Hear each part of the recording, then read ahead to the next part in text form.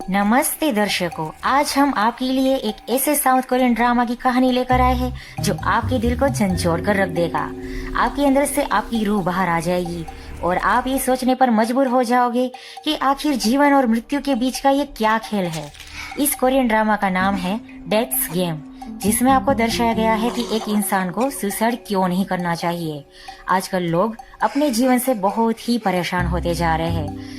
जब एक इमोशनल इंसान हर तरीके से हार का अनुभव करता है तो वह अपनी हार को सहन नहीं कर पाता और वह अंदर से इतना ज्यादा टूट जाता है कि अपने आप को संभाल ही नहीं पाता और अंत में उसको अपने मन में एक ही ख्याल बार बार आता है और वो है सुसाइड कर लेना। तो इस ड्रामा में भी हमको यही देखने को मिलेगा कि आखिर एक्टर के साथ ऐसा क्या क्या होता है कि वो अपने जीवन का अंत लाने के लिए मजबूर हो जाता है और इस दौरान उसके साथ क्या क्या होता है वह जानने के लिए आगे देखिए। एपिसोड 1 की शुरुआत में हमें एक्टर एक अजीबोगरीब जगह पर बैठा हुआ दिखाई दे रहा है और वह दर्द से पीड़ित और रोता हुआ नजर आ रहा है और बोल रहा है कि उनकी कोई गलती नहीं है, वो यह सजा को क्यों भुगतेगा।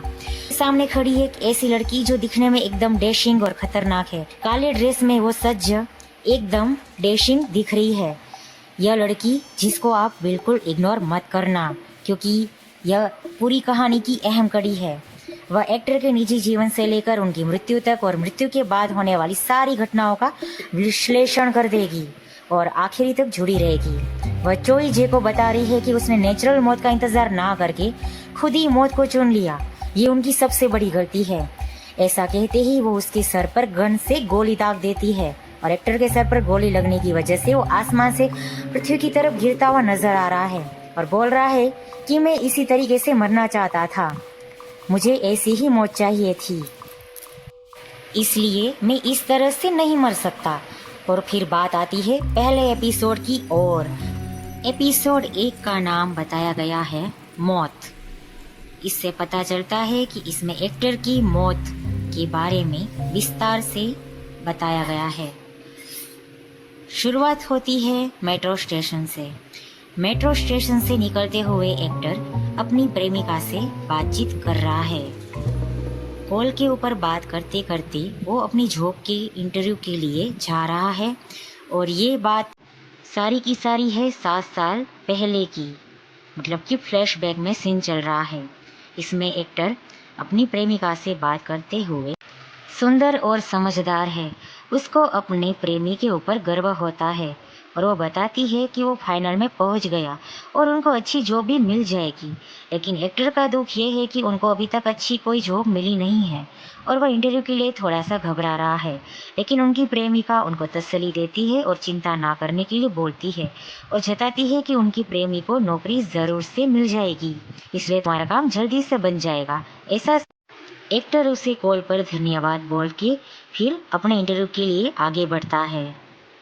मन ही मन चोई जे सोचता है कि उसको कुछ भी करके ये नौकरी चाहिए ही चाहिए। अब यहाँ से ट्विस्ट है, ये जो सीन आपको देखने मिल रहा है यही से कहानी की शुरुआत हो रही है।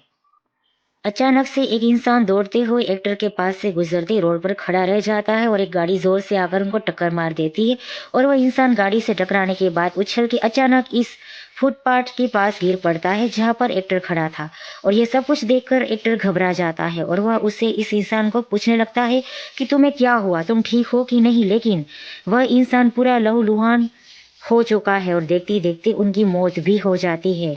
और उसे इंसान की मौत को देखकर एक्टर घबरा जाता है और इतना अचंभित हो जाता है कि वो अपना कॉन्शियसनेस खो बैठता है।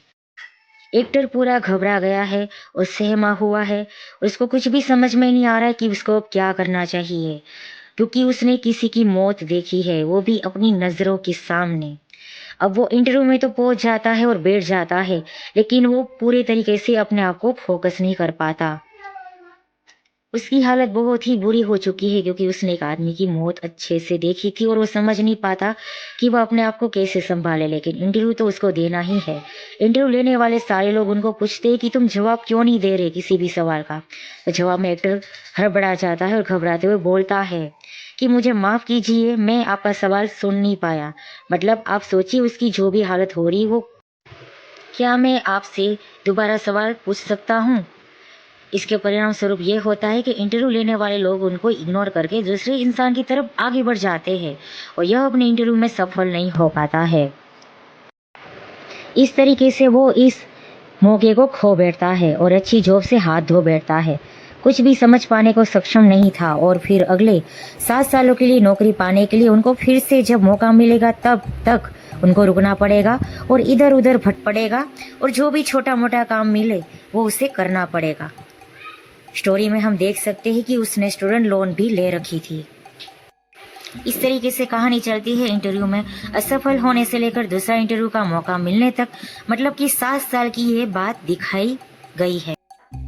तो ये था हमारे South Korean drama dates game की एपिसोड 1 का पार्ट 1। हम आशा रखते हैं कि आपको हमारा ये वीडियो बहुत ही ज़्यादा पसंद आया। अगर आप ऐसा और भी वीडियो चाहते हैं, पार्ट 2 चाहते हैं, तो आज ही हमें सब्सक्राइब कर दीजिए। और हाँ, इस वीडियो को लाइक करना ना भूलें और अपने दोस्तों में शेयर ज़रूर कर दें ताकि हमारी फैमिली और भी बड़ी हो जाए और आपको और भी ज़्यादा मूवीज़ और ड्रामास के बारे में जानने को मिलेगा, वो भी हमारी चैनल से।